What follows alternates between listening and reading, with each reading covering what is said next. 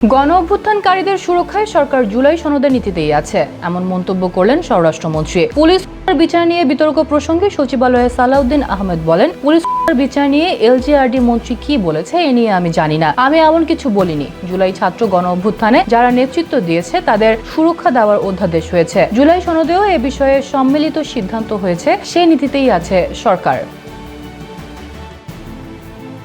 একই সঙ্গে সংসদের প্রথম অধিবেশনে অন্তর্বর্তী সরকারের জারি করা ১৩৩ অধ্যাদেশ ও একটি আদেশ উত্থাপন করা হবে।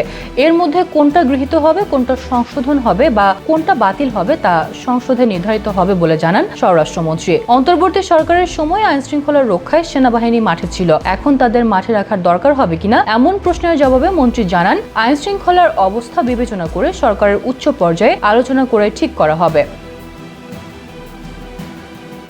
এ সময় বৈধ অস্ত্র উদ্ধারেও নির্দেশনা জারি হয়েছে উল্লেখ করে সালাউদ্দিন আহমেদ র্যাবের বিলুপ্ত কিংবা নাম পরিবর্তনের বিষয়ে জানান, পরীক্ষা নিরীক্ষা শেষে এ বিষয়ে সিদ্ধান্ত নেওয়া হবে। পাশাপাশি ভারতীয় হাইকমিশনারের সাথে সাক্ষাতের প্রসঙ্গে বলেন, পারস্পরিক সমমর্যাদার ভিত্তিতে সীমান্ত বন্ধ সহ দুই দেশের বিভিন্ন ইস্যু নিয়ে আলোচনা হয়েছে, যা হাইকমিশনার ট্যুরিস্ট ভিসা ধাপে ধাপে বাড়ানো হবে বলে আশ্বাস দিয়েছেন।